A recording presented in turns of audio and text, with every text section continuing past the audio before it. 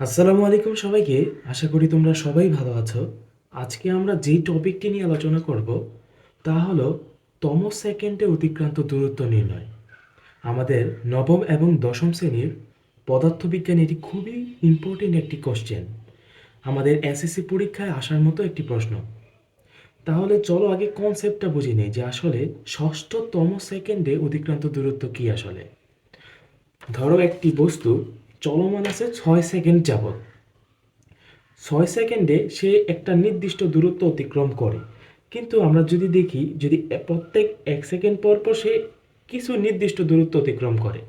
যদি আমরা ষষ্ঠতম সেকেন্ডের দূরত্ব নির্ণয় করতে চাই তাহলে মানে এই ষষ্ঠ 1 সেকেন্ডেরই মূলত প্রতি সেকেন্ডে সে কতটুকু দূরত্ব অতিক্রম করে সেইটাই প্রশ্ন করছে আমাদের।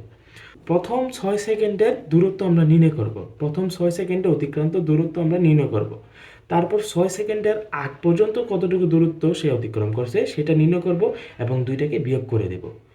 প্রথমে হচ্ছে এতটুকুর দূরত্ব নির্ণয় করব প্রথম 6 সেকেন্ডে। ছয়ের আগে কি 5, 5 তাহলে প্রথম 5 সেকেন্ডের দূরত্ব আমরা নির্ণয় করে ফেলবো, মানে এতটুকুর দূরত্ব। তো এতটুকুর প্রথম হচ্ছে এতটুকুর দূরত্ব নির্ণয় করব, এখান থেকে এতটুকু যদি বিয়োগ করে দিই তাহলে তো আমরা ষষ্ঠতম সেকেন্ডের মানে কতটুকু দূরত্ব অতিক্রম করছে সেটা পেয়ে যাচ্ছি। মূলত কনসেপ্টটা এতই, একটা টেকনিক আছে। যদি ষষ্ঠ বা যততমই বলা হোক না কেন, যদি বলে দশম সেকেন্ডে অতিক্রান্ত দূরত্ব, তাহলে আমরা কী করব, প্রথম 10 সেকেন্ডের অতিক্রান্ত দূরত্ব নির্ণয় করব এবং 10-এর আগের সংখ্যাটা কি 9, তাহলে প্রথম 9 সেকেন্ডের অতিক্রান্ত দূরত্ব নির্ণয় করব, তারপর দুইটাকে বিয়োগ করে দিব। যেই ফলাফলটা বের হবে সেটাই হচ্ছে সেইতম সেকেন্ডের অতিক্রান্ত দূরত্ব। তাহলে চলো ম্যাথটি করি এবং আমরা আরও ক্লিয়ার হয়ে যাই। তাহলে এই প্রশ্নটাকে দেখা যাচ্ছে আগে আমাদের ত্বরণ নির্ণয় করতে হবে। তাহলে চলো আগে ত্বরণটা নির্ণয় করে ফেলি। ত্বরণ নির্ণয় সূত্র A is equal to v minus u divided by t. এখানে আমাদের ভি হচ্ছে, দেখো এই চিত্রটা লক্ষ্য করবা, এই তত্ত্বগুলোর ভিত্তিতে দেখো এখানে প্রত্যেকটা সুষম ত্বরণে চলতেছিল, মানে একদম সময় বৃদ্ধির সাথে সাথে বেগও বৃদ্ধি পাচ্ছে। তাহলে একদম দেখো 24 আমরা সময় নিতে পারি এবং বেগ, শেষ বেগ আমরা 60 নিতে পারি। তাহলে চলো শেষ বেগ আমাদের যদি 60 নিই তাহলে আদি বেগ হচ্ছে 0। তোমরা এটা নিজেরাই করতে পারবে। তারপরে সময় হচ্ছে 24। তারপর আমাদের ত্বরণ বের হচ্ছে 2.5 ms ইনভার্স 2। তাহলে আমাদের ত্বরণটা আমরা নির্ণয় করে ফেললাম। তারপর কনসেপ্ট অনুযায়ী কি করব, প্রথম 6 সেকেন্ডের অতিক্রান্ত দূরত্ব নির্ণয় করব। তাহলে চলো করি। প্রথম 6 সেকেন্ডে অতিক্রান্ত দূরত্ব,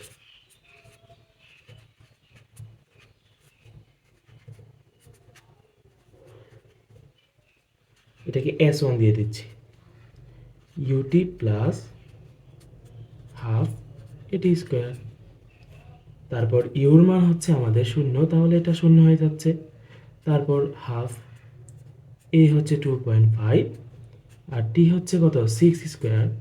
তাহলে আমরা ক্যালকুলেশন করি, এখানে 2.5 ইন্টু 36 ডিভাইডেড বাই 2। তাহলে এটা অ্যান্সারটা তোমরা লিখে ফেলবা। দেন আমরা আবার কি করব, আমরা প্রথম 5 সেকেন্ডের দূরত্ব নির্ণয় করব।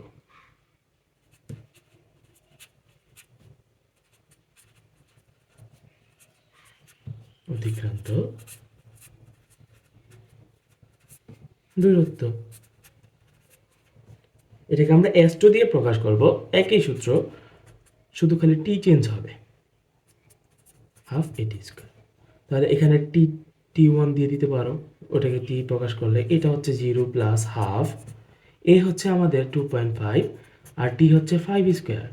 তাহলে আমরা লিখতে পারি 2.5 ইন্টু 5 স্কোয়ার 25। এখন যেটা অ্যান্সার বাড়াবে, এখন আমরা ষষ্ঠতম সেকেন্ডে অতিক্রান্ত দূরত্ব, ষষ্ঠ সেকেন্ডে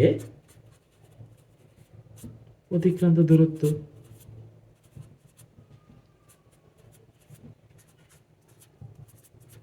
এটাকে কীভাবে নির্ণয় করবো, S is equal two S1 minus S2।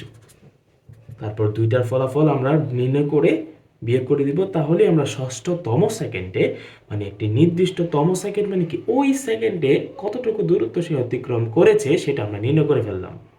তাহলে আশা করি আমাদের এই কনসেপ্টটি তোমরা খুবই ভালো করে বুঝতে পেরেছো। তো তাহলে লাইক করবে এবং সাবস্ক্রাইব করবে এবং সামনের ভিডিওর জন্য অপেক্ষা করবে। কোন বিষয়ে সামনে তোমাদের ভিডিও দরকার হয় কমেন্ট করে জানাবে। ধন্যবাদ সবাইকে।